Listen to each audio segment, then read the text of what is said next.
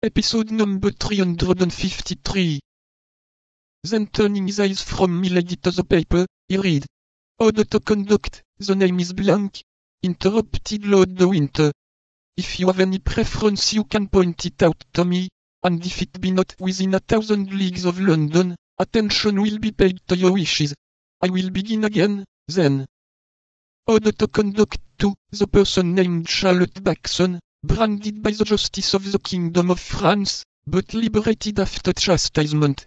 She is to dwell in this place without ever going more than 3 leagues from it. In case of any attempt to escape, the penalty of death is to be applied. She will receive 5 shillings per day for lodging and food. That order does not concern me, replied Milady, coldly, since it bears another name than mine. A name? Have you a name, then? I bear that of your brother. Aye, but you are mistaken. My brother is only your second husband, and your first is still living. Tell me his name, and I will put it in the place of the name of Charlotte Backson. No? You will not? You are silent? Well, then you must be registered as Charlotte Backson. Milady remained silent. Only this time it was no longer from affectation, but from terror. She believed the order ready for execution. She thought that Lord de Winter had hastened the departure. She thought she was condemned to set off that very evening.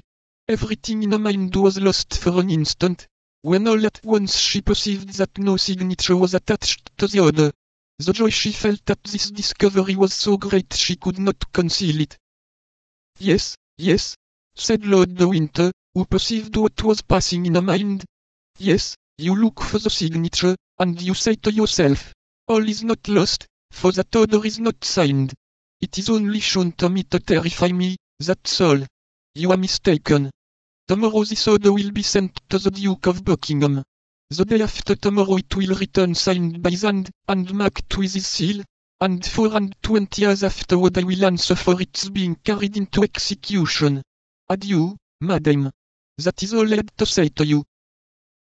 And I reply to you, sir, that this abuse of power, this exile under a fictitious name, are infamous. Would you like better to be hanged in your true name, milady? You know that the English laws are inexorable on the abuse of marriage. Speak freely.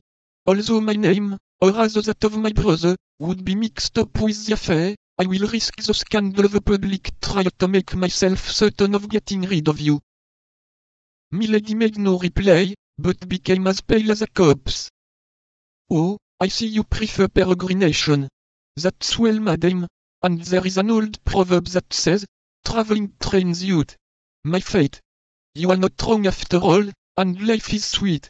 That's the reason why I take such care you shall not deprive me of mine. There only remains, then, the question of the 5 shillings to be settled. You think me rather parsimonious, don't you? That's because I don't care to leave you the means of corrupting your jailers. Besides, you will always have your charms left to seduce them with. Employ them, if your check with regard to Felton has not disgusted you with attempts of that kind.